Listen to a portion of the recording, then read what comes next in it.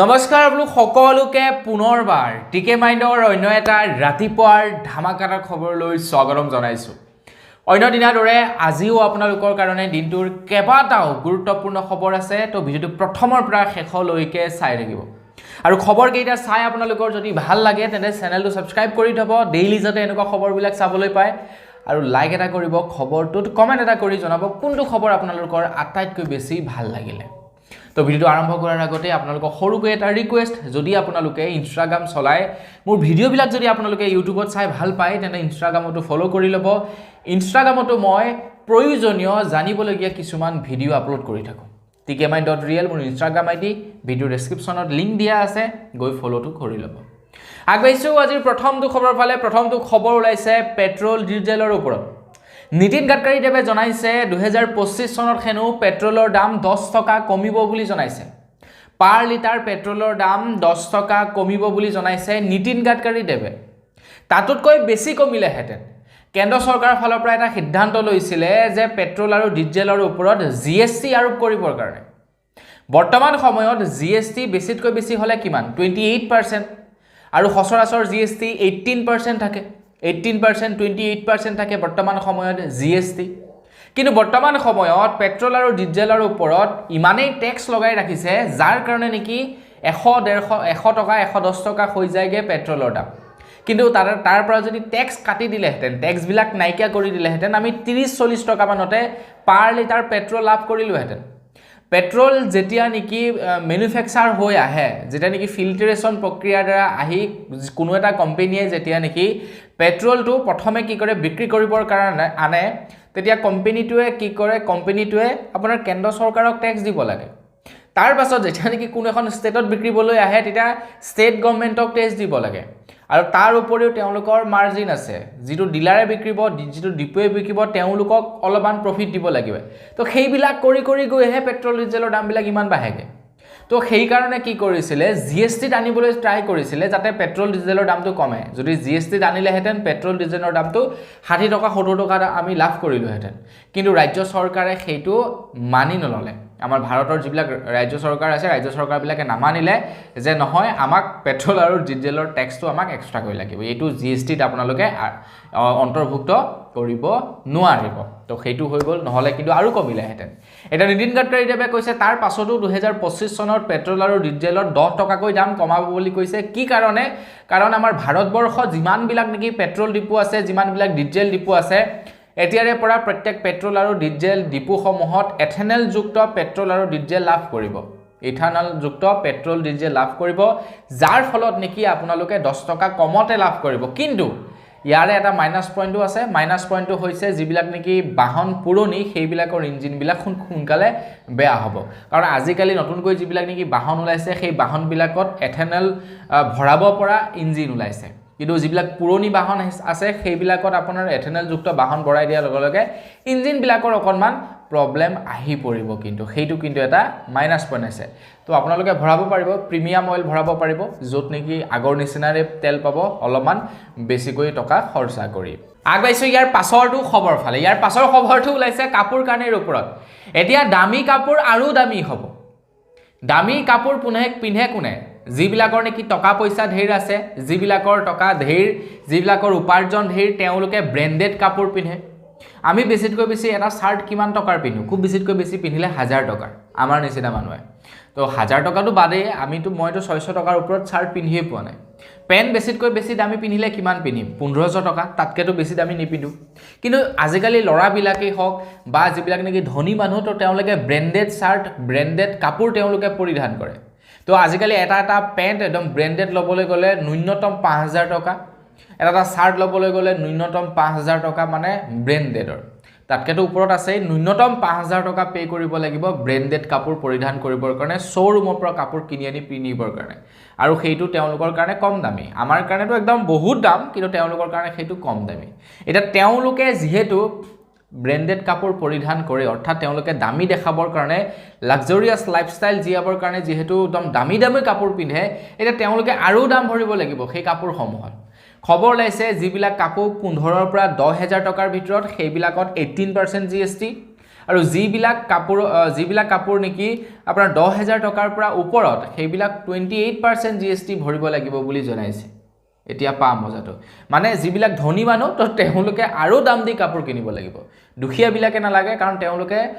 1500 টকাৰ তলত যদি কাপোৰ পৰিধান কৰে তেওঁলোকে নালাগে কিন্তু যিবিলাকে ধনী লাক্সাৰিয়াছ কাপোৰ কিনিব বিচাৰে তেওঁলোকে অত্যাধিক দাম ভৰিব লাগিব বিশেষকৈ মাইকী মানুহবিলাকৰ কাপোৰবিলাকত বহুত টকা এটা দাম বাঢ়ি যাব মাইকী মানুহে যিবিলাক পৰিধান কৰে বাকি পুৰুষৰ কাপোৰবিলাকৰ বাৰু কথা নাই কম দামতো পোৱা যায় আগবাইছো ইয়াৰ পাছৰটো খবৰ ফালে ইয়াৰ পাছৰ খবৰটো ওলাইছে বিৰাটে এটা চৰ্চিত খবৰ ওলাইছে আমাৰ ভাৰতৰ বিত্তীয় মন্ত্ৰী নিৰ্মলা সীতাৰামন ডাঙৰীয়ানে কৈ দিলে ঘপকেনে যে এতিয়াৰে পৰা যদি কোনোবাই সেকেন্ড হ্যান্ড গাড়ী বিক্ৰী কৰে তেন্তে তেখেতে সেকেন্ড হ্যান্ড গাড়ীত এতিয়াৰে পৰা GST পে কৰিব লাগিব যদি কোনো এখন গাড়ী কিনিছিলে তেখেতে 6 লাখ টকা দি আৰু যদি বিক্ৰী কৰে 1 লাখ টকাত তেন্তে 6 ৰ পৰা 1 ৰ ভিতৰ যেটো নেকি গেপছ প্ৰাইস ডিফাৰেন্ট তো সেই প্ৰাইস ডিফাৰেন্টৰ ওপৰত এতিয়াৰে পৰা ট্যাক্স দিব লাগিব মানে 6 লাখ টকাৰ পৰা 1 লাখ টকাৰ মাজৰ ডিফাৰেন্ট কিমান হৈ গল প্ৰায় 5 লাখ টকা সেই 5 লাখ টকাটোৰ ওপৰত ট্যাক্স অৰ্থাৎ 18% GST পৰিশোধ কৰিব লাগিব বুলি হঠাতে নিৰ্মলা সীতাৰামন ডাঙৰীয়ানে কৰিলে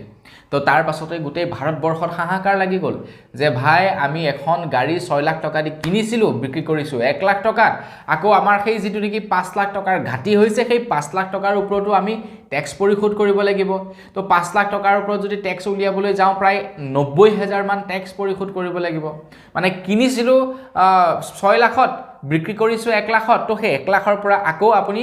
90,000 টকা ট্যাক্সই দিব লাগিব মানে পকেটত থাকিলে কিমান 10,000 টকা মানুহটো পুৰা হাল্লা গুল্লা লগাই দিলে নিউজ পুৰা ফালি দিছে নিউজ চেনেল বিলাকে তাৰ পাছত গৈ নিৰ্মলা সীতাৰামন ডাঙৰীয়ানিয়ে এটো ক্লিয়াৰিফিকেশন দিছে যদিহে আপোনালোকে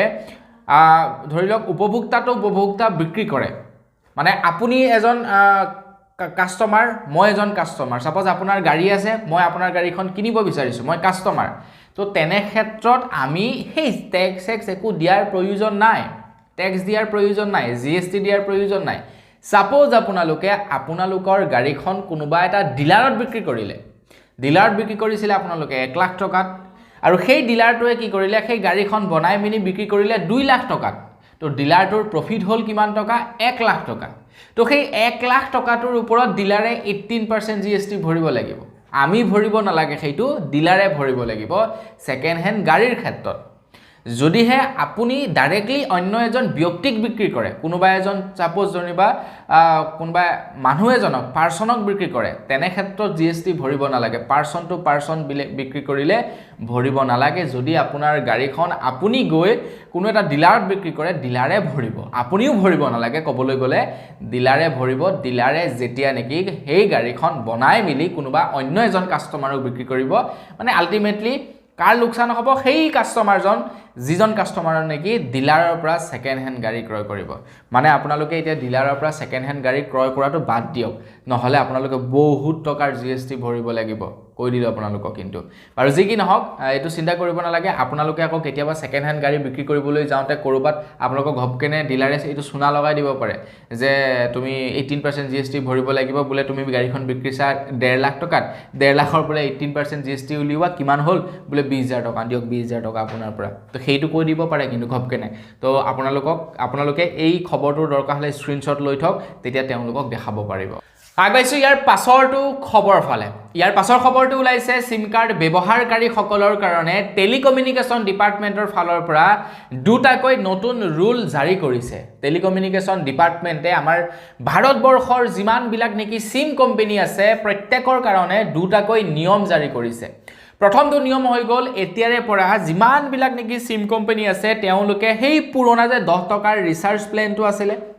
10 টকা ৰিচাৰ্জ কৰিলে 7 টকা কিমান পইচা টক টাইম পালে তাৰ পিছত তেওঁলোকে কথা পাতিব পাৰে তো সেই যেটো নেকি 10 টকাৰ টক টাইম সিস্টেম আছিল সেই প্ল্যানটো এতিয়া তেওঁলোকে লঞ্চ কৰিব লাগিব আজিকালি হয় কি আপোনালোকে আনলিমিটেড ৰিচাৰ্জ ভৰাব লাগিব তেতিয়াহে আপোনালোকে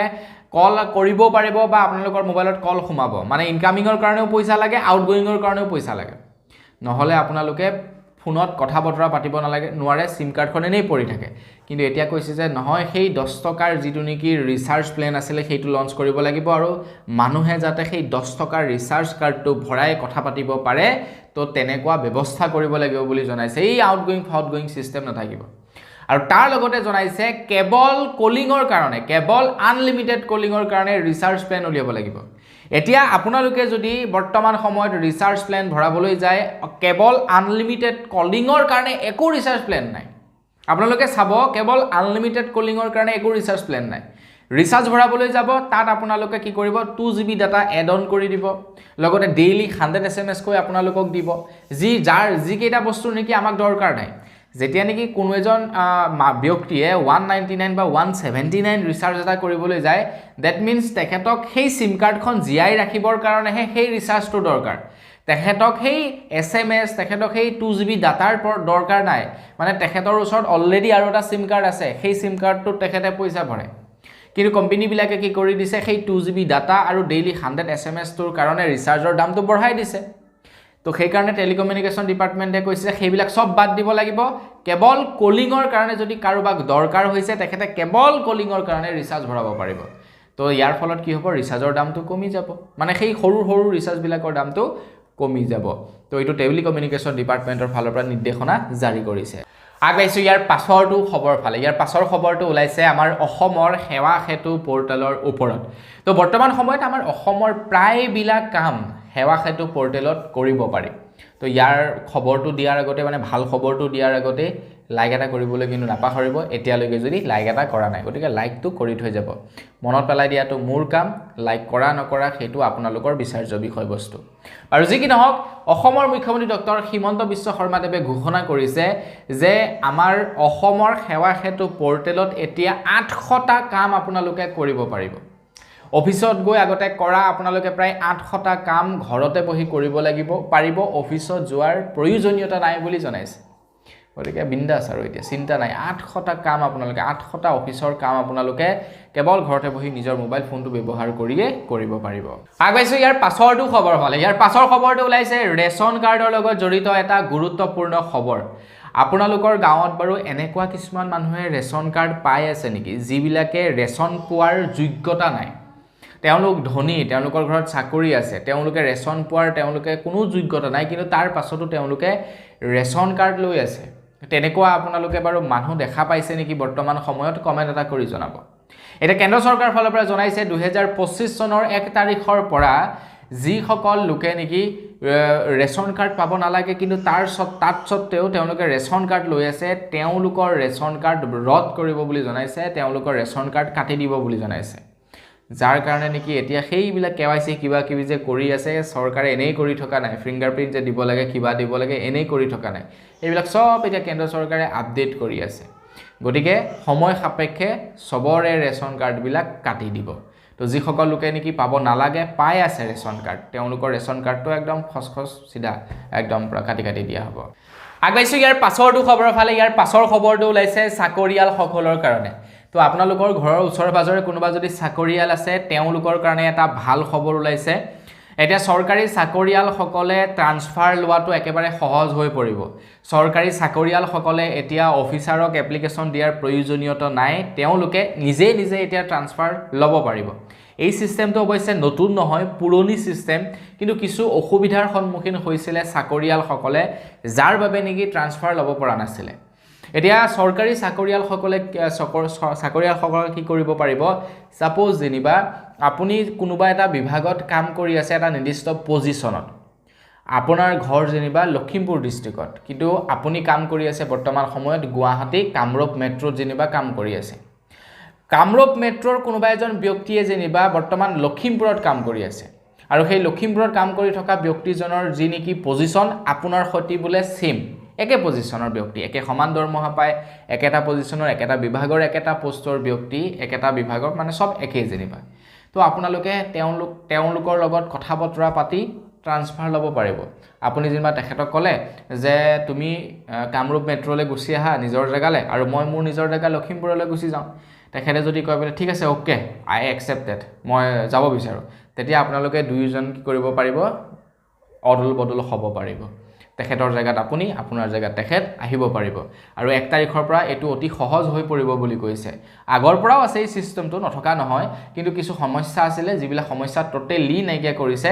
1 তাৰিখৰ পৰা একদম টোটালি নাইকিয়া হ'ব এই সমস্যাবিলাক আগবাইছো ইয়াৰ পাছৰটো খবৰ ফালে ইয়াৰ পাছৰ খবৰটো ওলাইছে এলপিজি গেছৰ ওপৰত খবৰ ওলাইছে যে জানুৱাৰী মাহৰ পৰা হেনো এলপিজি গেছৰ দামো বলে কমিব তো খবৰ লা অনুসৰি বৰ্তমান সময়ৰ আমেৰিকাৰ প্ৰেসিডেন্ট হৈ গৈছে ডোনাল্ড ট্ৰাম্প তো ডোনাল্ড ট্ৰাম্পে নতুনকৈ চৰকাৰ গঠন কৰিছে আমেৰিকাত এতিয়া আমেৰিকাৰ সৈতে আমাৰ ভাৰতৰ সম্পৰ্ক যথেষ্ট ভাল কিহৰ কাৰণে ডোনাল্ড ট্ৰাম্পৰ কাৰণে এটা খবৰ ওলাইছে ডোনাল্ড ট্ৰাম্প আমেৰিকাৰ ৰাষ্ট্ৰপতি অৰ্থাৎ প্ৰেসিডেন্ট হোৱাৰ পাছৰে পৰা এতিয়া আমাৰ ভাৰতবৰ্ষত এলপিজি সিলিন্ডাৰ আৰু লগতে সিএনজি গেছ এই দুয়োটা গেছত হেনো দাম কমিব বুলি জনাইছে দাম হ্ৰাস পাব বুলি জনাইছে যেহেতু আমেৰিকা যুক্তৰাষ্ট্ৰৰ পৰা কেঁচা সামগ্ৰীবিলাক আমাৰ ভাৰতবৰ্ষলৈ আহে গতিকে কেঁচা সামগ্ৰীবিলাক অহাৰ লগে লগে তাতে তেওঁলোকে যদি কম ৰেটত এৰি দিয়ে বা কম যদি তেওঁলোকে ট্যাক্স সংগ্ৰহ কৰে তেতিয়া আমাৰ ইয়াতে দামটো কমি যাব বুলি কৈছে এলপিজি সিলিন্ডাৰ আৰু সিএনজি এই দুয়োটা দাম বস্তুৰ দাম কমিব এতিয়া আমাৰ ভাৰতবৰ্ষত 1 তাৰিখৰ পৰা আগবাইছো ইয়াৰ পাছৰটো খবৰ ফালে নতুন বছৰৰ পৰা ইলেক্ট্ৰিক ভেহিকেলৰ দামটো কমিব ইলেক্ট্ৰিক ভেহিকেলৰ দামটো এই কাৰণে কমিব বুলি আপোনালোকক উল্লেখ কৰিছো কাৰণ নতুন বছৰত হেনো আপোনাৰ বেটাৰীৰ প্ৰাইস 38% দাম কমিব বুলি জনাইছে ইলেক্ট্ৰিক ভেহিকেলত ব্যৱহাৰ হোৱা বেটাৰীৰ দামবিলাক 38% কমিব বুলি কৈছে এতিয়া এখন ইলেক্ট্ৰিক ভেহিকেলৰ সবচে বেছি দামী বস্তুটোৱে হৈছে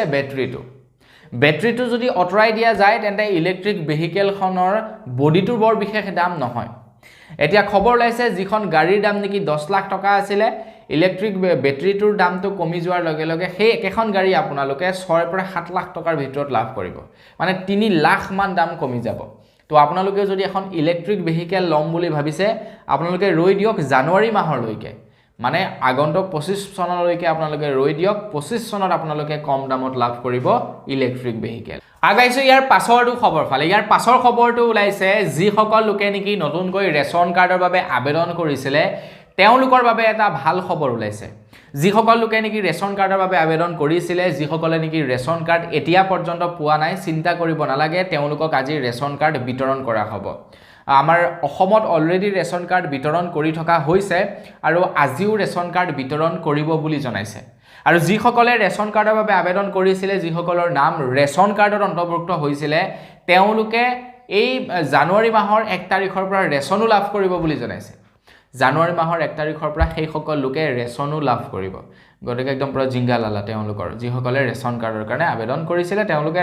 ৰেশন কাৰ্ডো পাব এই দিনত আৰু ৰেশনো লাভ কৰিব 1 তাৰিখৰ পৰা আগবাইছো ইয়াৰ পাছৰটো খবৰ ফালে ইয়াৰ পাছৰ খবৰটো ওলাইছে এটা ভাল খবৰ আমাৰ ভাৰতবৰ্ষত এতিয়া কেন্সাৰৰ প্ৰায় 3 বিধ মেডিচিনৰ দাম কমাব বুলি জনাইছে কৰ্কট ৰোগৰ প্ৰায় 3 বিধ মেডিচিনৰ দাম কমাব হেনো ভাৰত চৰকাৰৰ ফালৰ পৰা মানে দাম মানে কমোৱা কি তাত আৰু ট্যাক্স নাইকিয়া কৰিব ট্যাক্সটো নাইকিয়া কৰিলে দামটো অটোমেটিক্যালি কমি যাব এতিয়া কোনো এটা মেডিচিনত সাপোজ ধৰি লওক 18% তেওঁলোকে জিএসটি লগায় গতিকে 18% জিএসটি লগোৱাৰ লগে লগে 100 টকাৰ মেডিচিনটো 118 টকা হৈ যায় গতিকে জিএসটিটো যদি নাইকিয়া কৰি দিয়ে জিএসটি অটোমেটিক্যালি দামটো কমি যাব তো গতিকতে কি হ'ব এতিয়া বস্তুবিলাকত কেন্সাৰৰ মেডিচিনত জিএসটি হয়তো সকে নাইকিয়া কৰিব যাৰ কাৰণে প্ৰায় 3 বিধ কেন্সাৰ মেডিচিনৰ দাম কমিব বুলি জনাইছে আগবাইছো ইয়াৰ পাছৰটো খবৰ ফালে ইয়াৰ পাছৰ খবৰটো ওলাইছে ইডিৰ তৰফৰ পৰা তো উদক ভেটা ৰখিয়া দিয়া বা ৰক্ষকে ভক্ষক হোৱা এই কথাবিলাক বাৰু আপোনালোকে শুনা পাইছে না নাই পোৱা কমেন্ট কৰি জনাবচোন তো সেই কথাবিলাকে এতিয়া প্ৰযোজ্য হৈছে ইডিৰ কিছু বিষয়ৰ ওপৰত তো ইডিৰ মানে ইডিয়ে কি কাম কৰে সেইটো হয়তো আপোনালোকে নিশ্চয় জানে যেতিয়া নেকি কোনো লোকে দুৰ্নীতি কৰে বা কিবা কৰে তেওঁলোকৰ ওপৰত ইনভেষ্টিগেশন চলায় যেনেকৈ নেকি বিভিন্ন ধৰণৰ দুৰ্নীতি কেলেংকাৰী বিলাক হয় তো তেওঁলোকে অফিচাৰ বিলাকে সেই মানুহ বিলাকৰ ওপৰত আপোনাৰ তালাচি চলায় বা তেওঁলোকৰ ওপৰত ইনভেষ্টিগেশন কৰে কিন্তু এতিয়া কথাটো হৈ গল যি সকলেই নেকি সেই বিলাক বস্তু ইনভেষ্টিগেশন কৰে তাৰ এজন বিষয়াৰ এতিয়া সেই অভিযোগত অভিযুক্ত ঘুষ লোৱাৰ অভিযোগত এতিয়া অভিযুক্ত যিজনৰ পৰা 1 কোটিতকৈ অধিক টকা সংগ্ৰহ কৰিছে তেখেত বৰ্তমান পলাতক অৱস্থাত আছে ইডিৰ অফিচাৰজন তেখেতৰ ভায়েকক বৰ্তমান এৰেষ্ট কৰিছে আৰু সিবিআই সেইটো উদ্ধাৰ কৰিবলৈ সক্ষম হৈছে মানে সিবিআই তালাচি চলাই উদ্ধাৰ কৰিবলৈ সক্ষম হৈছে একাৰণে কৈছো ৰক্ষকে ভক্ষক মানে উদক ভেটা ৰখিয়া দিয়া মানে জুনেই নেকি আপোনাৰ আইনৰ ৰক্ষা কৰে তো তেওঁলোকে আইন ভংগ কৰে এয়াই হৈছে মানে বৰ্তমান সময়ৰ সিস্টেমবিলাক আগবাইছো ইয়াৰ পাছৰটো খবৰ ফালে ইয়াৰ পাছৰ খবৰটো ওলাইছে ডাকঘৰৰ ওপৰত আপোনালোকে ডাকঘৰত বাৰু একাউণ্ট খুলি থৈছেনে বিশেষকৈ আপোনালোকে ৰেকাৰিং আইডি আপোনালোকে খুলি ৰাখিছে নেকি ডাকঘৰত কমেন্ট এটা কৰি জনাব যদি আপোনালোকে ৰেকাৰিং আইডি খুলি ৰাখিছে ডাকঘৰত তেন্তে আপোনালোকৰ কাৰণে এটা ভাল খবৰ ওলাইছে আপোনালোকে এতিয়া ৰেকাৰিঙত অধিক ইন্টাৰেষ্ট লাভ কৰিব বা ডাকঘৰত যদি আপোনালোকে একাউণ্ট খুলিবলৈ যায় তেন্তে অধিক ইন্টাৰেষ্ট লাভ কৰিব ডাকঘৰত যদি পইচা জমা কৰে তাত আপোনালোকে অধিক ইন্টাৰেষ্ট লাভ কৰিব বুলি জনাইছে তো পোষ্ট অফিচৰ ফালৰ পৰা জনাইছে আপোনালোকে যদি এতিয়াৰে পৰা এবছৰৰ কাৰণে একাউণ্ট খোলে তেনেহলে 4% পাৰ ইয়েৰ আপোনালোকে ইন্টাৰেষ্ট পাব যদি আপোনালোকে 3 বছৰ 1 বছৰ বা তাতকৈ বেছি কাৰণে খোলে তেনেহলে 6.9% ইন্টাৰেষ্ট পাব যদি 2 বছৰতকৈ বেছি খোলে তেনেহলে 7% ইন্টাৰেষ্ট পাব যদি 3 বছৰতকৈ বেছি বাবে খোলে তেনেহলে আপোনালোকে 7.1% আৰু আপোনালোকে যদি 5 বছৰলৈকে খোলে 7.5% ৰেট অফ ইন্টাৰেষ্ট লাভ কৰিব বুলি জনাইছে পাৰ ইয়েৰ এতিয়া এবছৰৰ কাৰণে যদি আপোনালোকে খুলিব বিচাৰে কৰবাত যেনিবা খুলিলে সাপোজ যেনিবা আপোনালোকে LIC পলিচি এটা খুলিলে আপোনালোকে এবছৰ পইচা দিলে এবছৰ পইচা দিয়াৰ পিছত সেই পইচাটো আপোনালোকে উঠাম বুলি ভাবিলে নোৱাৰে অতি কমেও 3 বছৰ চলাবই লাগিব তাৰ পাছতে আপোনালোকে উঠাব পাৰিব কিন্তু ডাকঘৰে কৈছে যে না বাবা না তোমালোকে 3 বছৰ চলোৱাৰ দৰকাৰ নাই যদি এটকা এটা কেতিয়াবা জমা কৰিছিলা সেইটো লৈ যোৱা খুদে মূলে আমাক কোনো ধৰণৰ চাৰ্জেছ নালাগে ঠিক তেনেকুৱা কথা তো আপোনালোকে মানে এতিয়া ডাকঘৰত যদি একাউণ্ট খুলে অধিক আগতকৈ বেছি ইন্টাৰেষ্ট পাব আগতে 3 বছৰৰ একাউণ্ট খুলিলে 3.5% নে কিমান পায় এটা 7% দিব ভাই গতিকে বিৰাট প্ৰফিটেবল আছে আগবাইছো ইয়াৰ পাছৰটো খবৰ ফালে আপোনালোকে বাৰু জানেনে আমাৰ ভাৰতবৰ্ষত প্ৰতিদিনে কিমানমান বিয়া সম্পন্ন হয় প্ৰতিদিনে কিমানখন বিয়া সম্পন্ন হয় বাৰু আপোনালোকে জানেনে আমাৰ ভাৰতবৰ্ষত আপোনালোকে শুনিলে আচৰিত হ'ব যোৱা অক্টোবৰ মাহত আমাৰ ভাৰতবৰ্ষত প্ৰত্যেক দিনে প্ৰায় 30,000 কৈ বিয়া সম্পন্ন হৈছে প্ৰত্যেক দিনে প্ৰায় 30,000 অৰ্থাৎ অক্টোবৰ মাহটোত প্ৰায় 9 লাখ বিয়া সম্পূৰ্ণ হৈছে আমাৰ ভাৰতবৰ্ষত আৰু বিগত এটা বছৰত প্ৰায় 35 লাখতকৈও বেছি ওয়েডিং হৈছে আমাৰ ভাৰতবৰ্ষত 35 লাখতকৈও বেছি বিয়া হৈছে মানে 35 লাখৰ দুগুণ কৰিলে 70 লাখ মানুহৰ বিয়া সম্পন্ন হৈছে মানে 2023 আৰু 2024 বৰ্ষত আৰু এখন বিয়াত কিমানমান খৰচা হয় অতিমাত্ৰা 3 পৰা 5 লাখ টকাটো খৰচা হ'বই মুকেশ আম্বানীৰ বিয়াখন অতৰাই দিছো কিন্তু বাকি বিয়াবিলাকৰ কথা যদি ক'বলৈ যাওঁ গড়পাতা 3 পৰা 5 লাখ টকা খৰচা হয় গতিকে ভাবক আমাৰ ভাৰতবৰ্ষত কেৱল বিয়াৰ নামত কোটি কোটি টকা প্ৰত্যেক দিনে খৰচা হৈ থাকে কেৱল বিয়াৰ নামত অন্য একো নাই বিয়াখন পাতিব মানুহক খুৱাব যিমান ভালকে নুখাও কিয় পাছদিনাখন গৈ ক'ব এই মাংস মই এপিছে পালো মাংসখন ভালকে নিহিজিলে সবজি মই বেছি নাপালোৱে মিষ্টিটোহে বৰ কিবা সোৱাদ নলগা মানে এই কমপ্লেইনটো আছে গতিকে বিয়া পাতি এনে পইচা খৰচা কৰাতকৈ মোৰ মতে নপতাই ভাল আগবাইছো ইয়াৰ পাছৰটো খবৰ ফালে ইয়াৰ পাছৰ খবৰটো ওলাইছে মধ্যপ্ৰদেশৰ ইন্দোৰৰ পৰা মধ্যপ্ৰদেশৰ ইন্দোৰত এতিয়া এটা নতুনকৈ নিয়ম বনাইছে নিয়মটো হৈছে কি মধ্যপ্ৰদেশৰ ইন্দোৰত এতিয়াৰে পৰা কোনো লোকে কাকো ভিক্ষা দিব নোৱাৰিব কোনোবাই যদি কাৰোবাক ভিক্ষা দিয়ে তেন্তে তেখেতৰ ওপৰত FIR ৰুজু কৰা হ'ব তেখেতক এৰেষ্ট কৰা হ'ব বুলি জনাইছে মানে মধ্যপ্ৰদেশৰ ইন্দোৰখন হৈছে সবচে মানে সাফা এখন মানে ডিস্ট্ৰিক্ট মধ্যপ্ৰদেশৰ গতিকে তাত মানে কি কৰিছে ভিক্ষা দিয়াটো সম্পূৰ্ণৰূপে বন্ধ কৰি দিছে যে নহব ভাই ইয়াত ভিক্ষা নচলিব যদি কোনোবাই ভিক্ষা দিয়া তেন্তে তোমালোকৰ ওপৰত গোচৰ ৰুজু কৰা হ'ব আগবাইছো ইয়াৰ পাছৰটো খবৰ ফালে ইয়াৰ পাছৰ খবৰটো ওলাইছে খেতিয়কসকলৰ বাবে আপুনিও খেতিয়ক নেকি কমেন্ট কৰি জনাব যদি আপুনি এজন খেতিয়ক তেন্তে আপোনালোকৰ কাৰণে এটা ভাল খবৰ ওলাইছে আপোনালোকে যদি ফসল বীমা কৰিব বিচাৰে তেন্তে 15 তাৰিখলৈকে আপোনালোকৰ বাবে সময়সীমা বান্ধি দিছে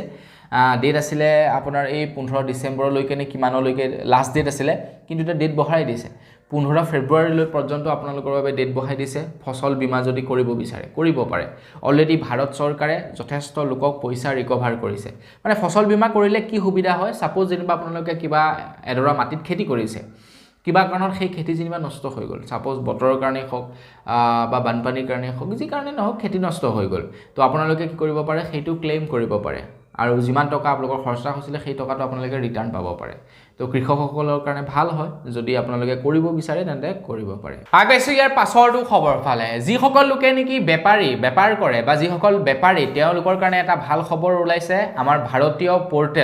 ভাৰতীয় বস্তু বিক্ৰী কৰা পৰ্টেল জেম পৰ্টেলত এতিয়াৰ পৰা বস্তু বিক্ৰী কৰাটো অতি সুলভ হ'ব বুলি জনাইছে মানে আগতে কি হয় জেম পৰ্টেলত যদি আপোনালোকে কিবা এটা বিক্ৰী কৰিবলৈ যায় ৰেজিষ্ট্ৰেচন ফিজ কিবা কিবি ধেৰ লৈ লয় কিন্তু এতিয়াৰে পৰা সেইটো কমাই ল'ব বুলি জনাইছে ৰেজিষ্ট্ৰেচন ফিজ কিবা কিবি এইবিলাক কমাই ল'ব ভাৰত চৰকাৰে মানে আপোনালোকৰ প্ৰফিটটো বেছি হ'ব যদি আপোনালোকে বিক্ৰী কৰিব বিচাৰে জেম পৰ্টেলত তেন্তে ৰেজিষ্ট্ৰেচন কৰিব পাৰে জেম পৰ্টেলৰ অফিচিয়েল ৱেবছাইটত গৈ আৰু যিকোনো সামগ্ৰী আপোনালোকে বিক্ৰী কৰিব পাৰে বা কিনিব পাৰে দুইটা কৰিব পাৰে বেকাই বিক্ৰীব পাৰে কিনাই কিনিব পাৰে আগবাইছো একেবাৰে শেষৰটো খবৰ ফালে তো যোৱাকালিৰে পৰা খানাপাৰাত অনুষ্ঠিত হৈছে অসম গ্ৰন্থমেলা 2024 আৰু 2025 তো তাৰ লগে লগে এটা অসম চৰকাৰৰ ফালৰ পৰা পদক্ষেপ হাতত লৈছে এইবাৰ গ্ৰন্থমেলাত তো খবৰ লোৱা অনুসৰি আমাৰ ভাৰতৰ প্ৰাক্তন প্ৰধানমন্ত্ৰী ডক্টৰ মনমোহন সিঙৰ প্ৰতি বিশেষ সন্মান জনাই ৰাজ্য চৰকাৰে এইটো সিদ্ধান্ত লৈছে যে যি নেকি গ্ৰন্থমেলা হ'ব সেই গ্ৰন্থমেলাত কোনো ধৰণৰ মনোৰঞ্জনমূলক কাৰ্যসূচী নহ'ব বুলি জনাইছে গ্ৰন্থমেলাখনত কোনো ধৰণৰ মনোৰঞ্জনমূলক কাৰ্যসূচী নহ'ব ডক্টৰ মনমোহন সিঙক এইটো মানে সন্মান জনাবৰ কাৰণে আৰু এই কথা উল্লেখ কৰিছে ৰণোজ পেগু ডাঙৰীয়াদেৱে তো বন্ধু বান্ধৱীসকল বছ আজিৰ ভিডিঅ' জনাবলগীয়া খবৰ ইমানকেইটাই আছিলে খবৰকেইটা জানি আপোনালোকৰ কেনেকুৱা লাগিলে সেইটো কমেণ্ট কৰি জনাব যদি ভাল লাগিলে লাইক এটা কৰিব চেনেলটো ছাবস্ক্ৰাইব কৰা নাই ছাবস্ক্ৰাইবটো কৰি ল'ব পুনৰ এটা ভিডিঅ' লগ পোৱাৰ আশা জনাই বিদায় মাগিছোঁ ধন্যবাদ জয় অসম ভিডিঅ'টো যদি লাইক কৰে